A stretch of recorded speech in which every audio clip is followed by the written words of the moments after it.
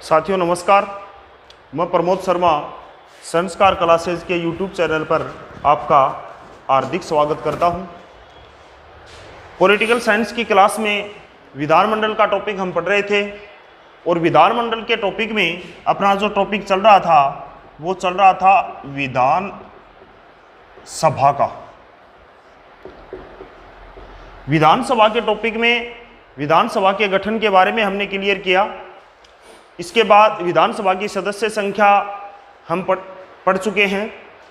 किस राज्य में कितनी विधानसभा सदस्य संख्या है, अधिकतम कितनी हो सकती है, कम से कम कितनी है, इसके बारे में हम क्लियर कर चुके हैं। अनुसूचित जाति जनजाति को जो अनुच्छेद 332 के अंतर्गत आरक्षण प्रदान किया गया है उसके बारे में भी हम क्लियर कर चुके हैं। 2019 के अंदर जो 126वां संविधान संशोधन किया गया था उसमें अनुसूचित जाति और अनुसूचित जनजाति के आरक्षण की अवधि को 10 वर्ष के लिए बढ़ा दिया गया है। जो पहले 2020 तक थी, 95वें संविधान संशोधन के द्वारा जो 2009 में किया गया था, अब इनकी आरक्षण की अवधि 2030 तक के लिए बढ़ा दी गई है। विधानसभा के जो सदस्य हैं उनका चुनाव जनता के द्वारा वयस्क मताधिकार के आधार पर होता है। विधानसभा सदस्य किसके द्वारा चुने जाते हैं? जनता द्वारा। किस आधार पर? वयस्क मताधिकार के आधार पर। और वयस्क मताधिकार का तात्पर्य है जिसकी उम्र 18 वर्ष है उसे मत देने का अधिकार है। तो विधानसभा के सदस्य जनता के द्वारा चुने जाते हैं। जनता अपने पसंदीदा उम्मीदवार का चयन करती है, इसीलिए विधानसभा को जनता का सदन व लोकप्रिय सदन के नाम से जाना जाता है। विधानसभा के सदस्य हैं वो जनता द्वारा चुने जाते हैं, इसलिए इसे क्या कहा जाता है? जनता का सदन। और जनता अपने प्रिय उम्मीदवार का चयन करती है, इसलिए इसे क्या कहा जाता है भाई? लोकप्रिय सदन के नाम से पुकारा जाता है या लोकप्रिय सदन है वो कहा जाता है।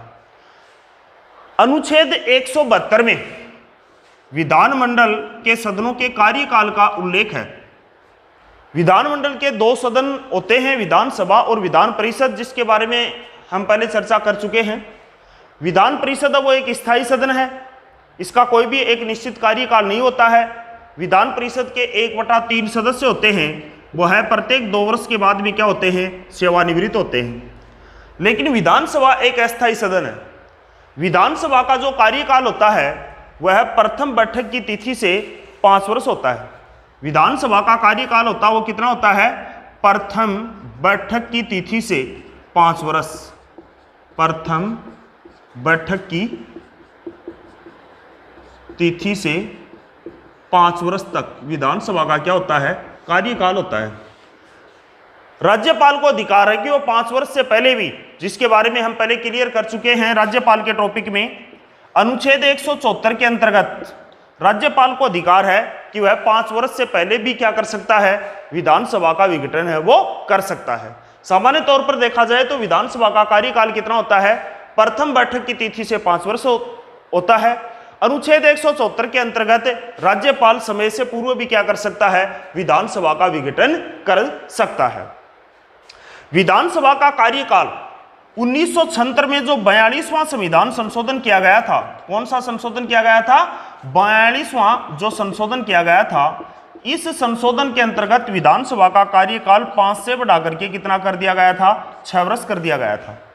लेकिन 44वें संविधान संशोधन के द्वारा 1978 में विधानसभा का कार्यकाल पुनः 6 वर्ष से कितना कर दिया गया? 5 वर्ष कर दिया गया। तो वर्तमान में विधानसभा का कार्यकाल है वो प्रथम बैठक की तिथि से 5 वर्ष तक है। कौन से संविधान संशोधन द्वारा विधानसभा का कार्यकाल 5 से 6 साल किया गया? 42वें संविधान संशोधन के द्वारा जो 1976 में हुआ था। इस समय अपने देश की प्रधानमंत्री कौन थी? श्रीमती इंदिरा गांधी थी। विधानसभा का कार्यकाल 6 वर्ष से पुनः 5 वर्ष किया गया था। कौन से संविधान संशोधन के द्वारा? 44वें संशोधन के द्वारा। कब हुआ था? 1978 में। इस समय अपने देश के प्रधानमंत्री थे वो कौन थे? मोरारजी देसाई। वर्तमान में कार्यकाल वो 5 वर्ष है। प्रथम बैठक की तिथि से 5 वर्ष तक विधानसभा का क्या होता है? कार्यकाल होता है।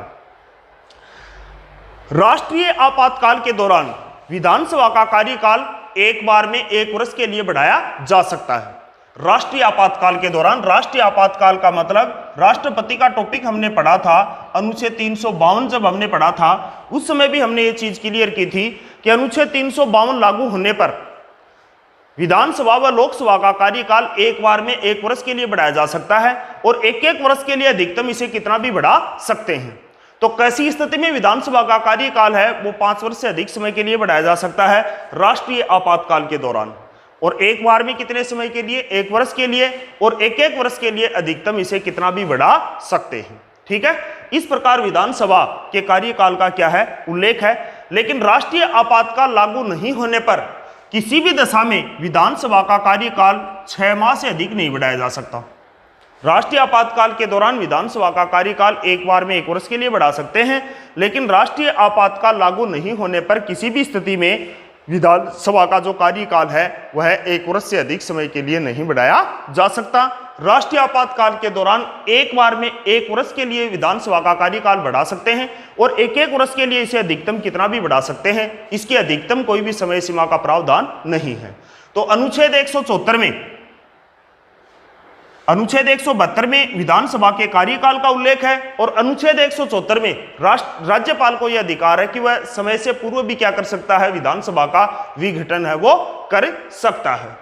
विधान परिषद है वो एक स्थायी सदन है, इसका कोई निश्चित कार्यकाल नहीं होता। विधान परिषद के 1/3 सदस्य हैं वह प्रत्येक 2 वर्ष के बाद में सेवानिवृत्त होते हैं और निर्वाचन के माध्यम से इन पदों को पुनः भर लिया जाता है।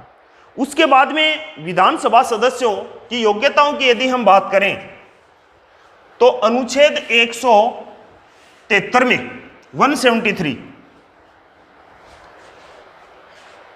अनुच्छेद 173 में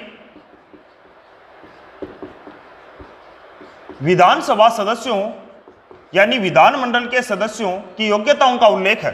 अनुच्छेद 173 में विधानमंडल का सदस्य बनने के लिए जो योग्यता है, विधानमंडल यानी विधानसभा व विधान परिषद का सदस्य जो बनने के लिए योग्यता है कि वह भारत का नागरिक हो, लाभ के पद पर नहीं हो, पागल और दिवालिया नहीं हो।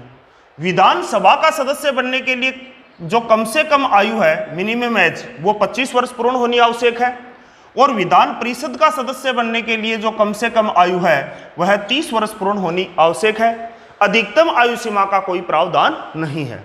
विधानसभा सदस्य के लिए कम से कम आयु कितनी होनी आवश्यक है? 25 वर्ष, जबकि विधान परिषद का सदस्य बनने के लिए कम से कम कितनी आयु होनी आवश्यक है?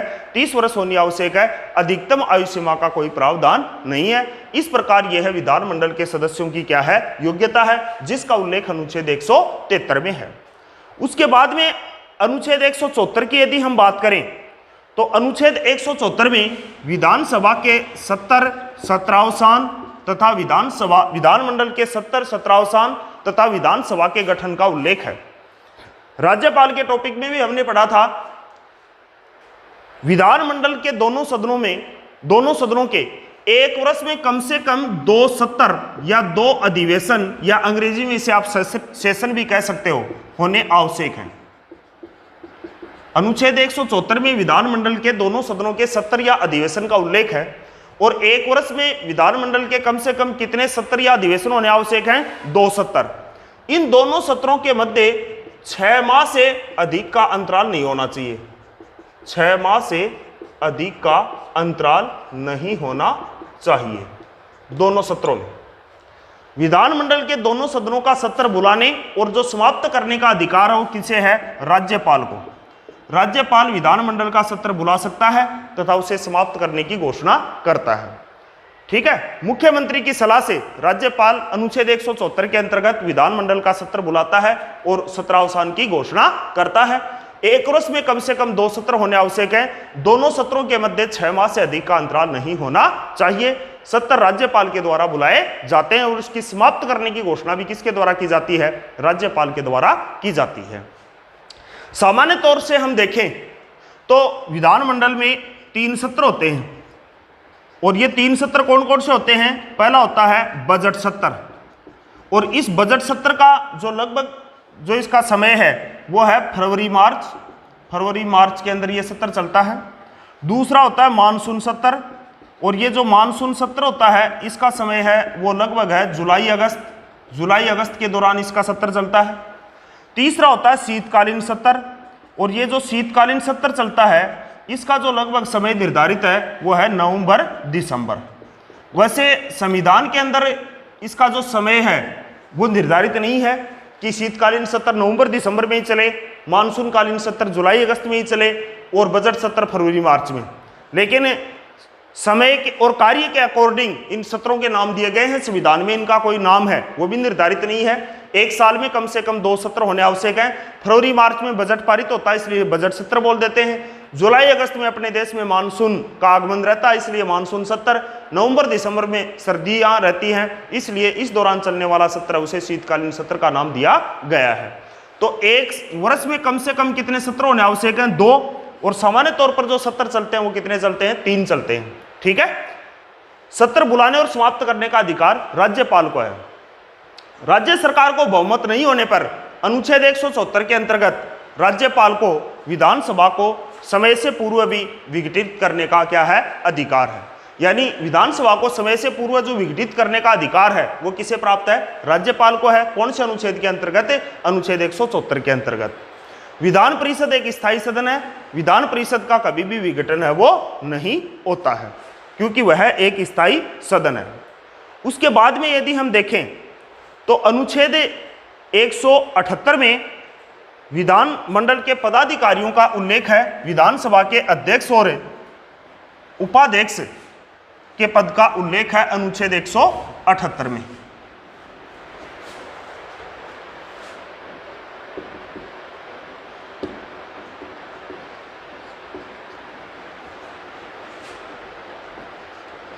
विधानसभा का एक अध्यक्ष और एक उपाध्यक्ष होता है। अध्यक्ष और उपाध्यक्ष, अध्यक्ष और उपाध्यक्ष जिनके पद का उल्लेख संविधान के अनुच्छेद 178 में है। अध्यक्ष और उपाध्यक्ष का जो चयन किया जाता है वह विधानसभा के सदस्य, जो विधानसभा के सदस्य हैं वो अपने में से किसी एक को अध्यक्ष और अपने में से किसी एक को उपाध्यक्ष के रूप में बहुमत के आधार पर इनका क्या करते हैं? चयन करते हैं। विधानसभा का जो अध्यक्ष और उपाध्यक्ष है इनका चयन किसके द्वारा किया जाता है? विधानसभा सदस्यों के द्वारा किया जाता है। विधानसभा सदस्यों के द्वारा अध्यक्ष और उपाध्यक्ष का क्या किया जाता है? चयन किया जाता है। किस आधार पर इनका चयन होता है? बहुमत के आधार पर। बहुमत के आधार पर विधानसभा के जो निर्वाचित सदस्यों में से विधानसभा के सदस्य हैं वह निर्वाचित सदस्यों में से बहुमत के आधार पर किसी एक को अध्यक्ष और किसी एक को उपाध्यक्ष के रूप में चुनते हैं। अध्यक्ष की अनुपस्थिति में उसका कार्य है वो उपाध्यक्ष द्वारा किया जाता है। यदि अध्यक्ष त्यागपत्र देना चाहे तो उपाध्यक्ष को अपना त्यागपत्र देता है और उपाध्यक्ष यदि अपना त्यागपत्र देना चाहे तो वह अध्यक्ष को अपना त्यागपत्र सौंपता है। अध्यक्ष का जो कार्यकाल होता है वह नई विधानसभा गठित होने की प्रथम बैठक की से पहले तक इनका क्या होता है? कार्यकाल होता है। नई विधानसभा गठित होने की जो पहली बैठक होती है उससे उस तक विधानसभा अध्यक्ष का कार्यकाल होता है। इसके अलावा यदि उसकी विधानसभा सदस्यता से वो त्यागपत्र दे देता है तो उसका जो मतलब पद रिक्त माना जाता है उसका कार्यकाल समाप्त हो जाता है, या फिर वह उसका निधन होने पर उसका कार्यकाल है वो समाप्त हो जाता है। बाकी विधानसभा अध्यक्ष और उपाध्यक्ष को समय से पूर्व भी पद से हटाए जाने का प्रावधान है। विधानसभा के सदस्य अपने में से बहुमत के आधार पर कभी भी अध्यक्ष और उपाध्यक्ष को पद से हटा सकते हैं, लेकिन इसकी कम से कम 14 दिन पूर्व इन्हें सूचना देनी आवश्यक है। अध्यक्ष और उपाध्यक्ष को जो पद से हटाने के लिए कितने दिन पूर्व सूचना देनी आवश्यक है? 14 दिन पूर्व सूचना देनी आवश्यक है। विधानसभा के सदस्य बहुमत के आधार पर 14 दिन पूर्व की लिखित सूचना के आधार पर इन्हें कभी भी क्या कर सकते हैं? पद से हटा सकते हैं। कोई भी विधेयक धन विधेयक है या नहीं ये निर्णय अध्यक्ष द्वारा किया जाता है।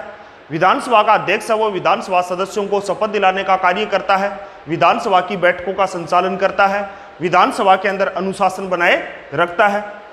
इसके अलावा यदि हम देखें तो विधानसभा जो सदस्य हैं वो अपना जो रिजाइन यानी त्यागपत्र जो सौंपते हैं वो विधानसभा अध्यक्ष को सौंपते हैं। दल बदल के आधार पर सदस्यों की अयोग्यताओं का निर्धारण है वो अध्यक्ष के द्वारा किया जाता है। दल बदल के आधार पर सदस्यों की जो अयोग्यताओं का निर्धारण है वो किसके द्वारा किया जाता है? अध्यक्ष के द्वारा किया जाता है। इसके अलावा जो अयोग्यताओं का निर्धारण है वो निर्वाचन आयोग की सलाह से राज्यपाल के द्वारा किया जाता है। अभी अपने राजस्थान राज्य के अंदर विधानसभा के सदस्यों में दल बदल के आधार पर जो योग्यता का प्रश्न उठा था, जिसके बारे में जो काफ़ी दिनों तक सुर्खियों में रहा, जिसके बारे में खूब अच्छी तरह से आपने मतलब टीवी और अखबार में देखा और पढ़ा है, दल बदल के आधार पर सदस्यों की जो अयोग्यताओं का निर्धारण किसके द्वारा किया जाता है? अध्यक्ष के द्वारा किया जाता है। जो अपने राजस्थान में बीएसपी यानी बहुजन समाजवादी पार्टी के जो 6 विधायक जिन्होंने कांग्रेस की सदस्यता ले ली है, तो वह जो मामला था जो अध्यक्ष के ऊपर कई दिनों तक उसके ऊपर जो मतलब मामला चला था। इस प्रकार विधानसभा में अध्यक्ष व उपाध्यक्ष के पद का क्या है? उल्लेख है। विधानसभा का जो अध्यक्ष और उपाध्यक्ष होता है, इनके लिए अलग से कोई भी शपथ का प्रावधान नहीं होता है। यह विधानसभा सदस्य के रूप में क्या लेते हैं? शपथ लेते हैं। परीक्षा में कई बार प्रश्न पूछा जाता है विधानसभा अध्यक्ष को शपथ कौन दिलाता है? आपका जवाब होना चाहिए इन्हें कोई भी शपथ है वो नहीं दिलाता है।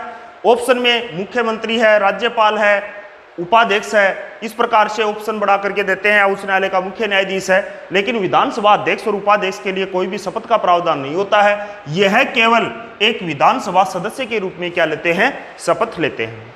विधानसभा अध्यक्ष को मत देने का अधिकार नहीं होता है, लेकिन मत विभाजन की स्थिति में इन्हें निर्णायक मत देने का अधिकार होता है।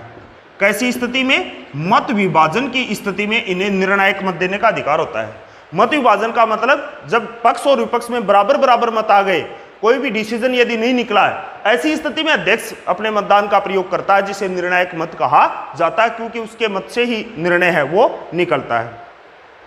अनुच्छेद 180 के अंदर अध्यक्ष व उपाध्यक्ष की शक्तियों का उल्लेख भी है। अनुच्छेद 180 में विधानसभा के जो अध्यक्ष और उपाध्यक्ष हैं, इनकी शक्तियों का उल्लेख है। शक्तियों का उल्लेख कौन से अनुच्छेद में है भाई? अनुच्छेद 180 में। अभी हम चर्चा कर रहे थे कि कोई भी विधेयक धन विधेयक है या नहीं, इसका निर्णय अध्यक्ष द्वारा किया जाता है। वह सदन में अनुशासन बनाए रखता है, सदस्यों को शपथ दिलाता है। ठीक है, विधानसभा का जो सत्र चलता है, उस सत्र को स्थगित करने का जो अधिकार है वो किसे है? वो विधानसभा अध्यक्ष को है। परीक्षा में प्रश्न पूछा जाता है विधानसभा का विघटन करने का अधिकार किसे है? तो उसका जवाब होगा राज्यपाल। विधानसभा को स्थगित करने का अधिकार जो है, यानी सत्र को स्थगित करने का अधिकार है, वो किसे होता है? अध्यक्ष को प्राप्त होता है। इस प्रकार से अध्यक्ष व उपाध्यक्ष की शक्तियों का क्या है? उल्लेख है।